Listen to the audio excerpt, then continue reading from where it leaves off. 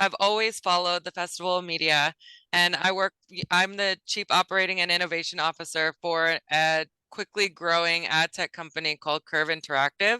So I was super keen on participating to be part of that conversation because creativity, innovation, all of those elements that go into the campaigns and participants in the Festival of Media are exactly the same customers that we work with at Curve, and also the same principles that we abide by at a tech company like ours. So I was excited to provide a tech perspective from a creative lens.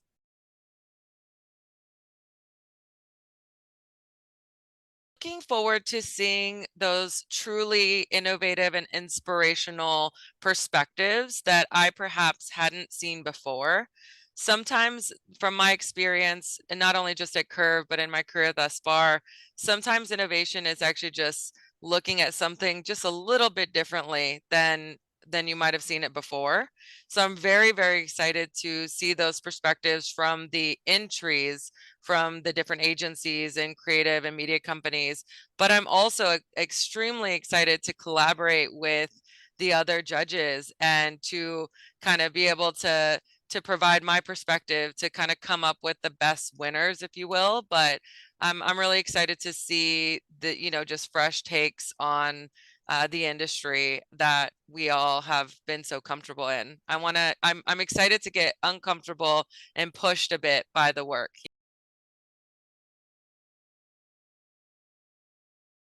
For me, we are all about the dimension of video. So when I'm looking at creative and also the way that it's placed with the different media partners and the literal media placement, I'll actually have a unique perspective on the way that it's optimized between literally the creative and the placement. So Curve analyzes videos down to their pixel edges. So we actually see video for much more than the normal human eye would.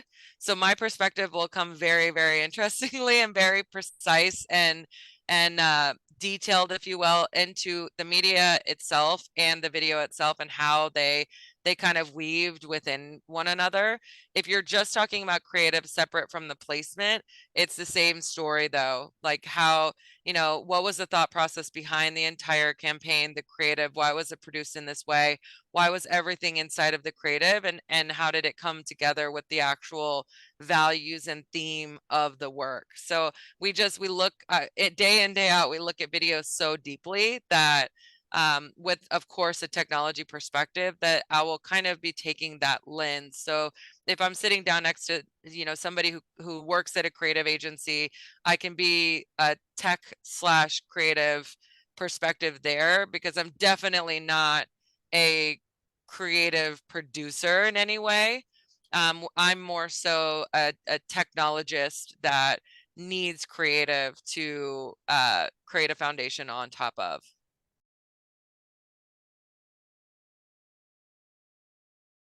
I have seen a few. I recently was introduced to a campaign called, let me get the name. It was called I Will Always Be Me.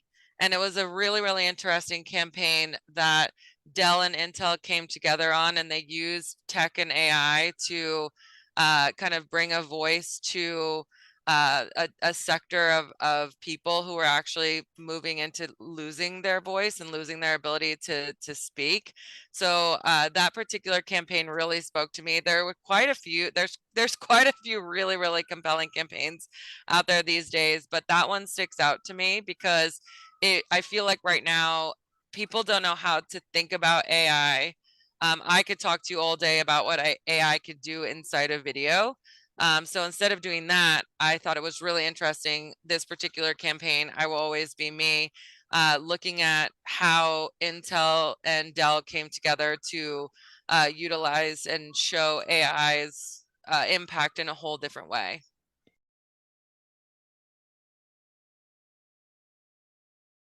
So yes, yes, and yes. But for me, we're really focused in on AI. We're even hopefully my marketing head who's sitting next to me won't be upset when I say this, but we're actually changing the URL of our company to be .ai to align ourselves with that trend, because we've been using AI and our technology for years and years and years. We didn't just start this year.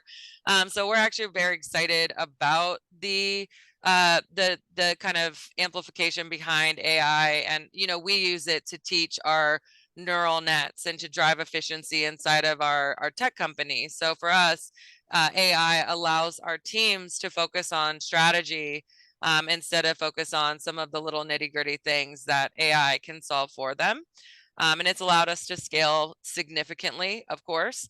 But to circle back to your question on the trends, AI is obviously important to us. I think retail media will continue to come out.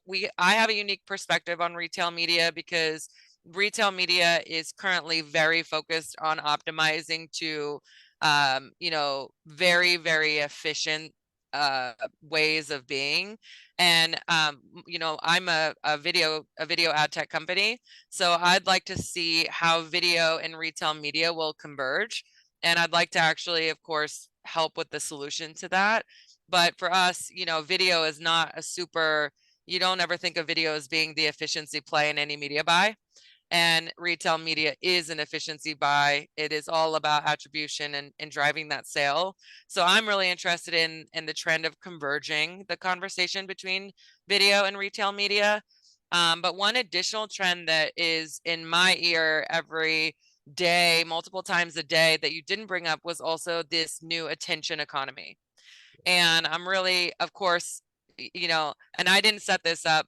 Anyone who's listening to this, I'm in operations and innovation. I'm not in our sales department, so I did not set this up. But our tech really can thread between, like I mentioned, like the converging of retail media and video, and also the AI portion. But the attention economy, in my opinion, is what it's all about. And we're actually, I'm trying to stay very, very close to that conversation. I'm actually part of part of several working groups that have to do with attention, because if it's done right, it's going to be amazing for our industry. It's going to create more accountability for video, as well as the pairing of the exact elements of the video, how they're placed, what's in it. But if it's done wrong, it could be another challenge for publishers, when I'm actually a very team publisher in that, where I don't want them to continue to have things get in their way, when they really should be focused on generating amazing content and focused on the consumer experience. I want it to be something that's helpful for that conversation. And for me, it's always about prioritizing the consumer, which is why I continue to say that content is the stage on which Curve stands, where the convergence of content and data. And so I'm very, very passionate about being part of the attention conversation. And Curve is actually launching our own attention metric as well. But I'm interested in kind of seeing, a few years ago, people would call um, even mobile the Wild West. To me, right now, attention is the Wild West, and I'm interested to see how it all kind of comes to be, because when people talk about attention, they're all saying something very different.